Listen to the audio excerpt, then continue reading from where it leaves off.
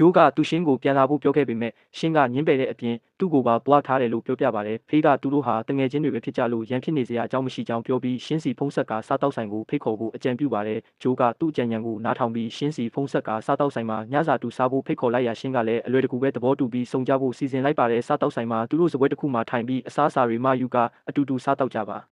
တဲဂျိုးကအများကြီးတောက်လိုက်ပြီးရှင်းရဲ့ဘေးနားကိုတိုးထိုင်ပါတယ်သူတို့တွေပြန်ဆင်ပြေသွားတဲ့အတွက်ဝမ်းသာလို့တောက်တာဖြစ်ကြောင်းပြောပြီးအခန်းကိုပြန်လာဖို့တောင်းပန်ကနောက်ရှင်းကိုမရှောင်တော့ပါဘူးလို့ကတိပေးပါတယ်သူကရှင်းရဲ့အနားကိုတိုးကပ်ပြီးအတင်းကျပ်တောင်းဆိုနေခဲ့ပါတယ်အဲ့ဒီအချိန်မှာပဲစားတောက်ဆိုင်အပြင်ဘက်မှာတော့အမည်မသိလူတစ်ယောက်ကသူတို့အခုလိုနီးနီးကပ်ကပ်ထိုင်နေတာကိုတိတ်တဆိတ်တပ်ပုံရိုက်ယူနေတာကိုတွေ့ရပါတယ်အဲ့ဒီနောက်ရှင်းကဂျိုးမူးနေတာကြောင့်တွဲထူပြအဆောင်ခန်းကိုပြန်ခေါ်လာကကတင်ပေါ်တင်ပေးလိုက်ပါတယ်ဂျိုးကရှင်းကိုချစ်ကြောင်းနဲ့ဘာကြောင့်ရှင်းအပေါ်ဒီလောက်အထိတန်ရောစင်ကြီးနေရလဲဆိုတာနားမလည်နိုင်ဖြစ်နေတယ်လို့ပြောတဲ့အတွက်ရှင်းအံ့ဩသွားပါတယ်သူတဝက်တစ်ပြက်အိပ်ပျော်နေရင်ရှင်းရဲ့လက်ကိုကင်ကရှင်းသာမိန်းကလေးတစ်ယောက်ဖြစ်နေရင်လက်ထက်ခွင့်တောင်းမိမှာပဲလို့ပြောပါတယ်အဲ့ဒီအချိန်မှာရှင်းကသူ့ကိုယ်သူဂျိုးကိုမိန်းကလေးဖြစ်မှန်းသိစေခြင်းပေမဲ့ဖွင့်ပြောဖို့ခက်ခဲနေတယ်လို့တွေးနေမိပါတယ်နောက်တနေ့ဂျိုးနိုးလာတဲ့အခါရှင်းကသူ့ကတင်ပေါ်မှာအိပ်ပျော်နေတာကိုတွေ့ရပါတယ်။သူရှင်းကိုစောင်းရင်သာစွာခြုံပေးပြီးခဏအကြာငေးကြည့်နေမိပါတယ်။ရှင်းနိုးလာပြီးဂျိုးမူးနေတုန်းကသူရှင်းပေးခဲ့ရတဲ့စားတောက်ဆိုင်ကြတဲ့ငွေကိုပြန်ပေးဖို့တောင်းဆိုပါတယ်။သူဂျိုးကိုအခန်းထိပိုးချပြီးခေါ်လာခဲ့ရလို့အများကြီးဒုက္ခရောက်ခဲ့ရတယ်လို့ပြောပါတယ်။ဂျိုးကသူ့ဘေးမှာထိုင်ပြီးစိတ်မဆိုးဖို့တောင်းပန်ကအခုသူတို့တွေခန်းဖော်ပြန်ဖြစ်သွားပြီမို့လို့ရှင်းအတွက်နေတိုင်းအထုနက်နက်စာပြင်ဆင်ပေးမယ်လို့ပြောပါတယ်။အဲ့ဒီအချိန်မှာပဲချမ်းကတော့အပေးလာတဲ့တပ်ပုံတွေကိုကြည့်နေတာကိုတွေ့ရပြီးစားတောက်ဆိုင်အပြင်ကနေတပ်ပုံရိုက်ခဲ့တာတွန်းဖြစ်ကြောင်းသိရှိရပါတယ်။ချမ်းကတွန်းကိုဒီတပ်ပုံတွေကိုအသုံးပြုပြီးသူ့မောင်လေးကိုကလဲစားချေသွားမှာဖြစ်ကြောင်းဘာလို့လဲဆိုတော့ဒီတပ်ပုံတွေကအပြစ်မကင်းပုံပေါ်ပြီး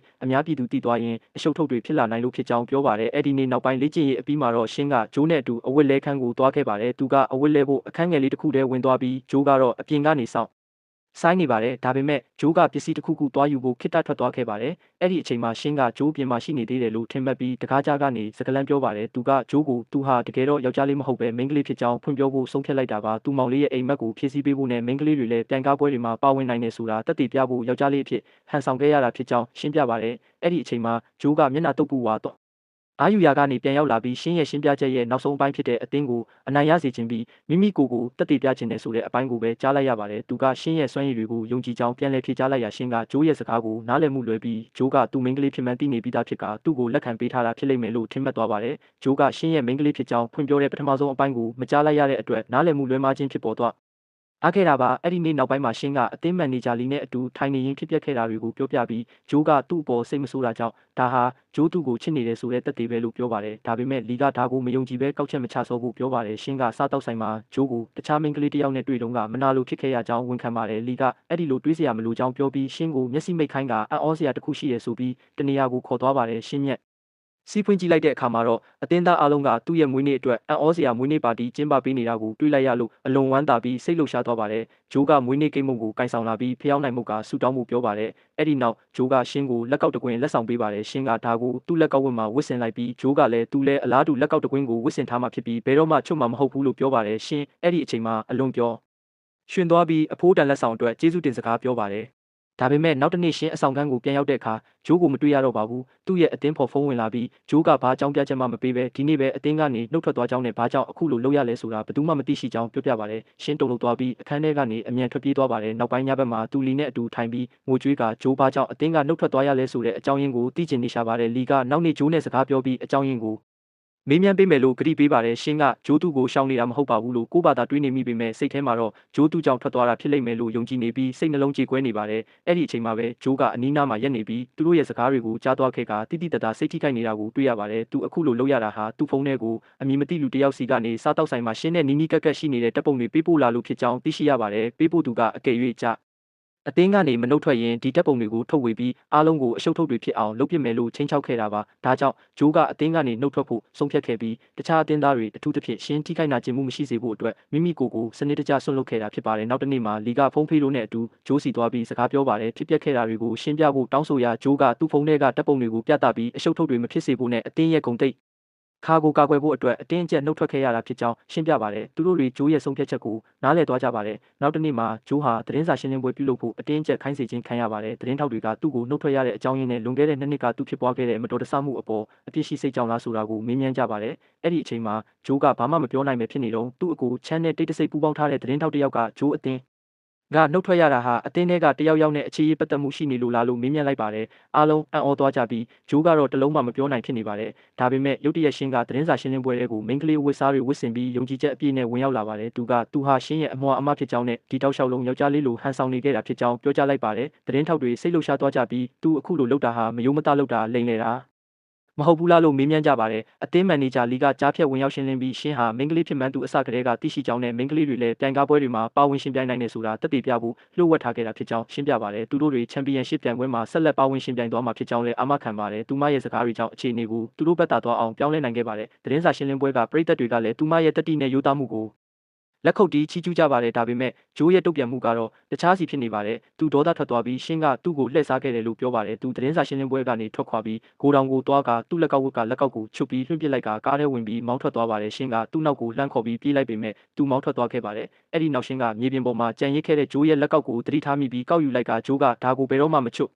ဘူးလို့ကတိပေးခဲ့တာမို့လို့စိတ်နှလုံးကြေကွဲသွားပါတယ်နောက်ပိုင်းမှာဂျိုးကရှင်းကိုရင်ဆိုင်ဖို့ပြန်လာခဲ့ပါတယ်သူကားထဲကထွက်လာပြီးလှည့်စားခံရတာသူဖြစ်ပါလျက်နဲ့ရှင်းကဘာလို့ငိုနေရတာလဲလို့ဒေါသတကြီးမေးမြန်းပါတယ်သူရှင်းကိုဘာလို့လိန်ညာခဲ့ရတာလဲလို့အော်ဟစ်ကြိမ်းမောင်းပြီးရှင်းကိုလူလိန်လို့ခေါ်ကမိန်းကလေးဝစ်စားတွေကရှင်းနဲ့နည်းနည်းမှမလိုက်ဖက်ဘူးလို့ရက်ရက်ဆက်ဆက်ပြောဆိုလိုက်ပါတယ်အဲ့ဒီနောက်သူထွက်ခွာသွားပြီးရှင်းကိုမျက်ရည်တွေနဲ့အတူလုံးဝစိတ်ပြအားငယ်စွာထားရစ်ခဲ့ပါတ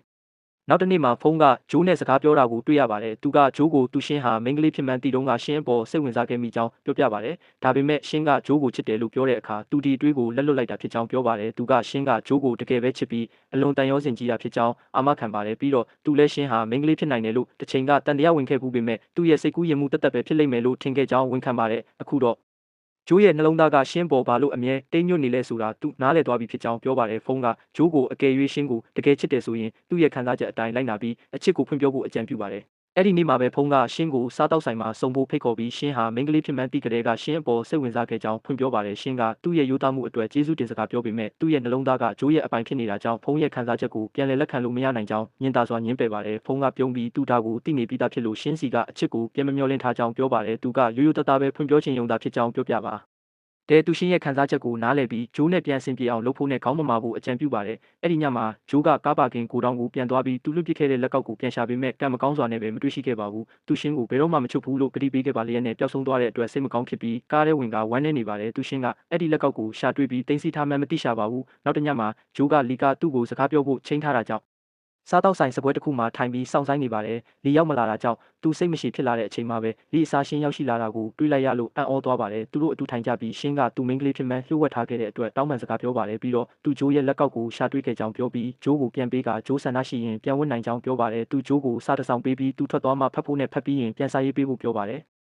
ဂျိုးကစာကိုယူလိုက်ပေမဲ့ချက်ချင်းပဲဖွင့်ဖတ်ဖို့လုပ်ပါတယ်။အဲ့ဒီအချိန်မှာရှင်းကရှက်ကိုရှက်ကန်းနဲ့တားဆီးပြီးအခုမဖတ်ဖို့ပြောပါတယ်။အဲ့ဒီနောက်ဂျိုးကရှင်းကိုသူ့ရဲ့ရင်ခွင်ထဲဆွဲသွင်းပြီးဖတ်လိုက်ကတောင်းပန်စကားပြောပါတယ်။သူရှင်းရဲ့အခြေအနေကိုနားလည်ပေးရမှာဖြစ်ပြီးရှင်းကိုမအော်ဟစ်တင်ကြောင်းပြောပြပါတယ်။သူကရှင်းကိုခွင့်လွှတ်နိုင်မလားလို့မေးရရှင်းကပြုံးပြီးသဘောတူလိုက်ကသူတို့နှစ်ယောက်လုံးအချင်းချင်းတင်းကျပ်စွာဖတ်ထားကြပါတယ်။နှစ်ယောက်လုံးပျော်ရွှင်ပြီးစိတ်သက်သာရာရသွားအားကြပါတယ်အဲ့ဒီနောက်မှာတော့ရှင်းနဲ့ဂျိုးတို့ပုံမူနီးဆက်လာကြပြီးအတူတူအချိန်တွေပုံမူကုန်လွန်ခဲ့ကြပါတယ်ရက်အနှဲငယ်ကြာပြီးနောက်မှာတော့ဂျိုးရဲ့အဖိုးဖြစ်သူနေမကောင်းဖြစ်လို့ဆေးရုံတင်လိုက်ရပါတယ်ဂျိုးရောက်ရှိလာပြီးအဖိုးရဲ့လက်ထောက်စီကနေအဖိုးမှာနှလုံးရောဂါခံရှိနေပြီးဒါကိုအားလုံးကိုလှုပ်ဝက်ထားခဲ့တာဖြစ်ကြောင်းသိရှိရပါတယ်အဲ့ဒီနောက်သူ့အကိုချမ်းကရောက်လာပြီးအခုကစပြီးကုမ္ပဏီအုပ်စုရဲ့စီမံခန့်ခွဲမှုကိုသူတာဝန်ယူသွားမှာဖြစ်လို့ဂျိုးအနေနဲ့စိုးရိမ်စရာမလိုကြောင်းပြောပ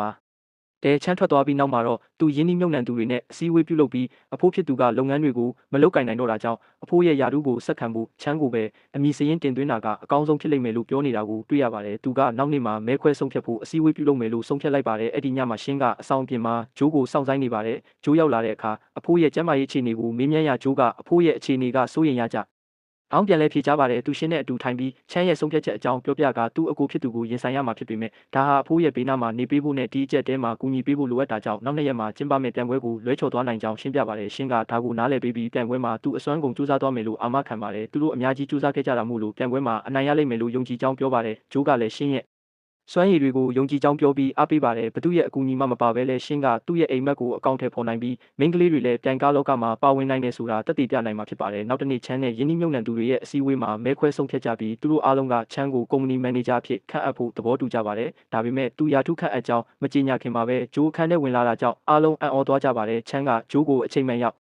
လာပြီးသူ့ရဲ့ယာဒုခန့်အပ်ပွဲကိုတက်တဲ့အဖြစ်ကြီးစုရမယ်လို့ပြောပါတယ်။ဒါပေမဲ့အဲ့ဒီအချိန်မှာပဲသူတို့ရဲ့အဖိုးဖြစ်သူကစေယုံကဆင်းပြီးအစည်းအဝေးခန်းထဲဝင်ရောက်လာပါတယ်။သူကယင်းနှိမ့်မြုံနှံသူတွေကိုချမ်းကိုမဲပေးချင်ကြတာလားလို့မေးမြန်းရာသူတို့တွေကချက်ချင်းပဲညင်းပယ်ပြီးအခန်းထဲကနေထွက်ခွာသွားကြပါတယ်။အဲ့ဒီနောက်သူချမ်းနဲ့တီးတန့်စကားပြောပြီးချမ်းရဲ့လုပ်ရက်တွေကြောင့်သူဟာမြေတယောက်အဖြစ်သတ်မှတ်ခံရဖို့ဒါမှမဟုတ်အမွေဆက်ခံဖို့မထိုက်တန်ကြောင်းပြောပါတယ်။သူချမ်းကိုမုန်းတီးတာမဟုတ်ပေမဲ့ချမ်းရဲ့အသက်ဆန်တဲ့စရိုက်ကယုံကြည်ရခက်စေတာဖြစ်ကြောင်းရှင်းပြပါတယ်။ချမ်းမထွက်ခွာခင်မှာအဖိုးဖြစ်သူကတားဆီးပြီးအနားကိုတိုးကပ်ကဖိုင်တွေတစ်ခုကမ်းလှမ်းပါတယ်။သူကုမ္ပဏီရဲ့အခွဲတစ်ခုရဲ့ share တွေကိုချမ်းရဲ့ပိုင်ဆိုင်မှုအဖြစ်လွှဲပြောင်းပေးထားကြောင်းအသိပေးလိုက်ပါတယ်။ဒါဟာမိမိကိုယ်ကိုတက်တည်ပြ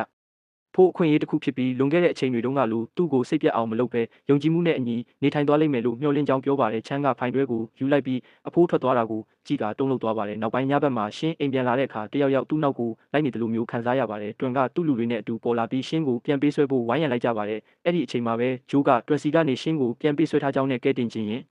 လာခဲ့ဖို့တီနေယာကိုပေးပို့ထားတဲ့စာကိုလက်ခံရရှိပါတယ်။ဂျိုးကဇဝေဇဝါမဖြစ်ပဲအဲ့ဒီတီနေယာစီကိုအပြေးသွားခဲ့ရာဂိုဒေါင်တစ်ခုကိုတွေ့ရှိရပါတယ်။သူဝင်သွားတဲ့အခါရှင်းကိုကလထိုင်တစ်ခုမှာချီနှောင်ထားတာကိုတွေ့ရပါတယ်။ဂျိုးရှင်းစီကိုဥတီသွားတဲ့အချိန်မှာဒါဟာထောင်ချောက်တစ်ခုဖြစ်မှန်းသိလိုက်ရပါတယ်။တွင်ရဲ့လူတွေကဂျိုးကိုပြင်းထန်စွာတိုက်ခိုက်ကြပြီးရှင်းကတော့အော်ဟစ်ငိုကြွေးနေရှာပါတယ်။တွန်ကသူ့လူတွေကိုရှင်းကိုမရိုက်ဖို့တားဆီးပြီးဂျိုးကိုတော့အတိတ်ကရန်ကြွေးတွေကိုဆက်ရမယ့်အချိန်ရောက်ပြီလို့ပြောပါတယ်ဂျိုးကရှင်းကိုလှုပ်ပေးဖို့တောင်းပန်ပေမဲ့တွန်ကရက်ဆက်တဲ့အယောင်းအဝယ်တစ်ခုပြုလုပ်ပြီးဂျိုးကိုတူးထောက်ဖို့မဟုတ်ရင်ရှင်းကိုနာကျင်အောင်လုပ်မယ်လို့ချိန်ချောက်ပါတယ်ဂျိုးကအတင်းအကျပ်နာခံခဲ့ရပါတယ်တွင်ရဲ့လူတွေကဂျိုးကိုဖမ်းချုပ်ထားပြီးတွန်ကဂျိုးရဲ့ခြေထောက်ကိုကန်လိုက်ရာဂျိုးလဲကျသွားပါတယ်အဲ့ဒီနောက်သူ့ဂျိုးကိုလာမယ့်ပြိုင်ပွဲမှာမပါဝင်နိုင်စေဖို့အတွက်ချဒီထောက်ကိုဓာတ်နဲ့ထိုးလိုက်ပြီး baseball တုံးနဲ့ခေါင်းကိုရိုက်လိုက်တာကြောင့်ဂျိုးသတိလစ်သွားပါတယ်။ဒါပေမဲ့တွန်ကဂျိုးကသူ့ဖုန်းကိုဖွင့်ထားပြီးရဲတွေကိုကြိုတင်ခေါ်ထားခဲ့တာကိုမသိရှိခဲ့ပါဘူး။ရဲတွေကိုတောင်ကိုရောက်ရှိလာပြီးတိုက်ခိုက်သူတွေကိုလိုက်လံဖမ်းဆီးကြပါတယ်။ဖုန်းလည်းရောက်ရှိလာပြီးရှင်းချီနှောင်ခံထားရတာကိုတွေ့လို့တွားရောက်နှက်သိမ့်ပေးပါတယ်။အဲ့ဒီနောက်လူနာတင်ကားကဂျိုးကိုဆေးရုံကိုပို့ဆောင်ပေးခဲ့ပါတယ်။နောက်တစ်နေ့မှာဂျိုးကဆေးရုံကနေသူ့ဖုန်းနဲ့ပြိုင်ပွဲကိုစောင့်ကြည့်နေပါတဲ့ပြိုင်ပွဲမှာတော့ရှင်းကသူ့ရဲ့ကားကိုကျွမ်းကျင်စွာမောင်းနှင်ပြီးပထမနေရာကိုရောက်ရှိကအနိုင်ရရှိသွားခဲ့ပြီးမိန်းကလေးတွေလည်းပြိုင်ကားလောကမှာရှင်းပြိုင်နိုင်နေဆိုတာကိုအားလုံးကိုတက်တည်ပြနိုင်ခဲ့ပါတယ်ပြိုင်ပွဲအပြီးမှာတော့ရှင်းကဆေးရုံကိုအပြေးသွားပြီးဂျိုးရဲ့အခန်းထဲကိုဝင်သွားပါတယ်သူဂျိုးရဲ့အနာကိုချင်းကပ်ပြီးလက်ကိုကင်ကာတိတိတတ်တာစိတ်လှုပ်ရှားနေပါတယ်ဂျိုးကရှင်းကိုစုပေးပွဲကိုစောင့်ပြီးစုကိုလက်ခံရယူတင်တာလို့ပြောပါတယ်ရှင်းကငိုယိုပြီးသူဂျိုးကလွဲလို့ဘာကိုမှဂယူးမဆိုင်ကြောင်းနဲ့ဂျိုးနာကျင်နေလားလို့မေးမြန်းပါတယ်ဂျိုးကပြုံးပြီးရှင်းသူ့အနားမှာရှိနေရင်ဘာနာကျင်မှုကိုမှမခံစားရဘူးလို့ပြန်လည်ဖြေကြားပါတယ်သူရှင်းရဲ့မျက်ရည်တွေကိုတုပ်ပေးပြီးရှင်းကဒီနေ့အားလုံးကိုသူဟာစစ်မှန်တဲ့ချန်ပီယံတစ်ယောက်ဖြစ်တယ်ဆိုတာတက်တည်ပြနိုင်ခဲ့ပြီလို့ပြောပါတယ်သူတို့အချင်းချင်းဖက်လိုက်ကြပါတယ်အဲ့ဒီနေ့မှာပဲရှင်းကဆေးရုံကသူ့မောင်လေးရှင်းရဲ့အခန်းကိုတွားခဲ့ပါတယ်မောင်လေးကတော့တတိမိမျောနေစေဖြစ်ပြီးရှင်းကသူ့ကိုသူ့ပြိုင်ပွဲမှာနိုင်ခဲ့ပြီးသူတို့ရဲ့အိမ်